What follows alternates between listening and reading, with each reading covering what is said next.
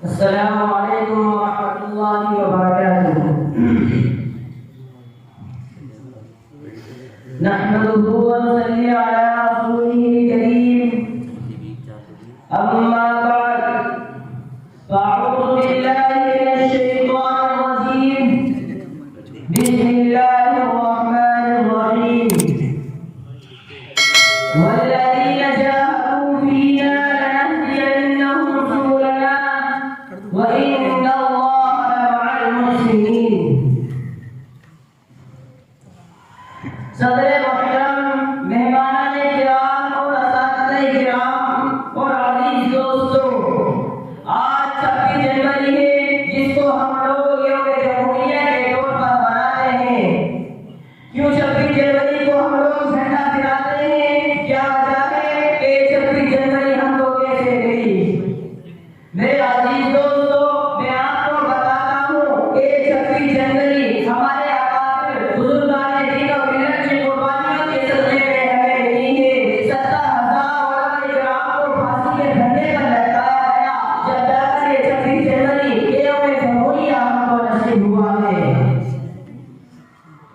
26 जनवरी का मतलब क्या है दोस्तों? जब ये देश आजाद हुआ था, उस वक्त 15 अगस्त 1947 को ये देश तो आजाद हो गया था, लेकिन अब ये देश चलेगा कैसे?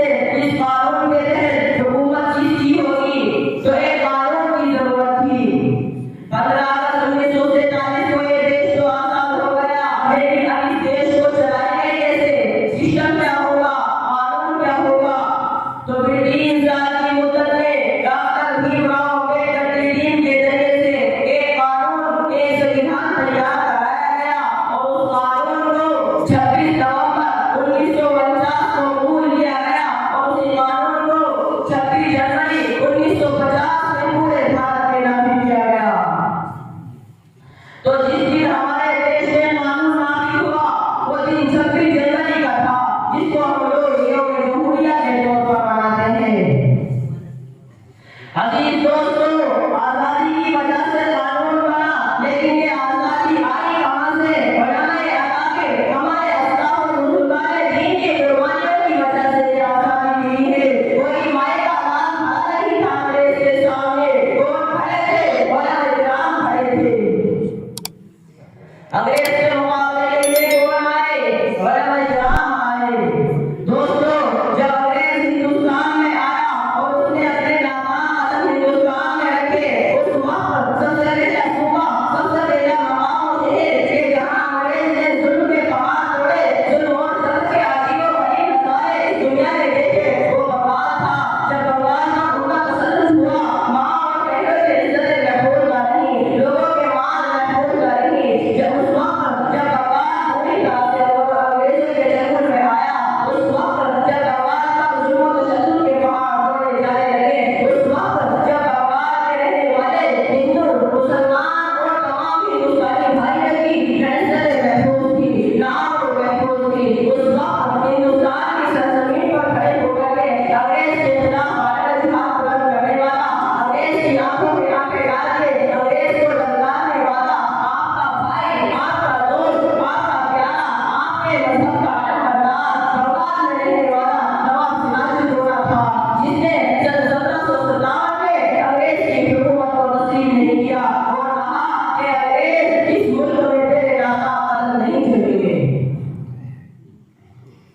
सबसे पहले बगावत का ऐलान सन 1757 में नवाब सिराजुद्दौला ने कर दिया। उसके बाद 23 जून सन 1757 को फ्रांस के मैदान में मारना हुआ।